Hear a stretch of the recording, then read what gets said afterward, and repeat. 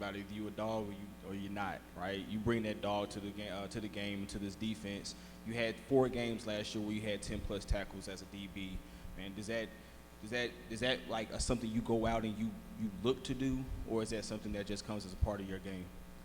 Well, me personally, that's just how I was brought up. Like, my mom raised me like that, you feel me? So it's just in me. Like, it's just in me. That's how I was born. But honestly, I just take the blueprint that the coaches laid out, and, you know, I just go and attack every day. That's how I am. I just got that dog. That's it, really.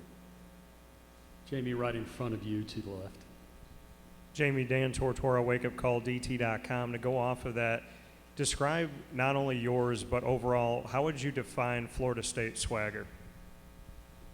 I mean, I grew up watching Florida State, but that wasn't my first home. Florida State my second home, but, you know, just the atmosphere and just Florida State. When Florida State winning, everybody loves Florida State. So it's just our main focus is just to get us back on that wave, you know, just to get us winning and getting Florida State back to where it's supposed to be. That's our main thing, just working and getting us back to where we're supposed to be at. Jammie, to your right, the very back of the room, gentleman who is standing. Jammie, Aslan Hajavandi with WarChant.com. If you look at your guys' back end of the defense from week 1 to like week 12, I mean, the starting lineup was completely different. What have you guys been able to accomplish chemistry-wise with you, Akeem, Amarian, everybody on the back end, and that's made you guys confident this upcoming season? And do you think you guys will be maybe a strength of the defense, the back end? I mean, that's our main thing, because last year, as y'all seen it, like you just said, each week it was kind of different. Like, we had a different lineup, but me going in just trying to be a leader, because I'm not just that vocal leader. I always just try to be the guy to lead by example. So just going in just to attack every day and just be consistent with everything, because that's the main thing. We play DB, so one mistake and it's a touchdown, and everybody in the stadium is gonna see it. So it's like we all got to be on the same accord. We all got to be locked in together, and that's what we're trying to create, that oneness together as a team. Switch to your left, Jammie, third row. Bob Holliday, WRL.com. Jammie, only 3 teams in the Atlantic Coast Conference had more interceptions than Florida State last year. You've got your entire secondary back. How dangerous is it going to be to throw against you guys this year? It's going to be real dangerous. We just going to follow the blueprint that the coaches got for us, and we're going to execute every play. Jammie, thank you. We've got a gentleman next.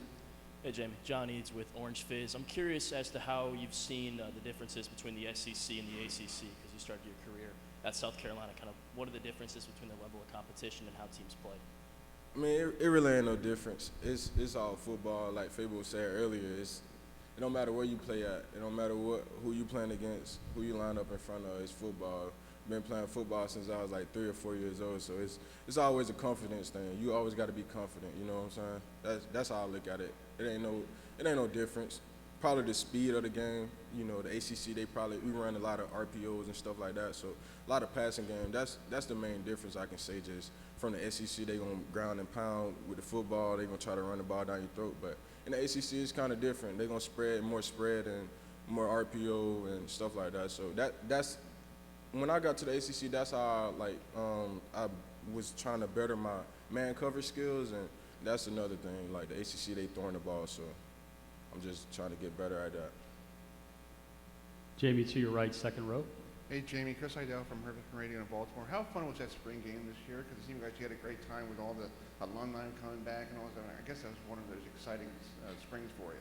Oh yeah, for sure. Cause like you said earlier, our whole group came back.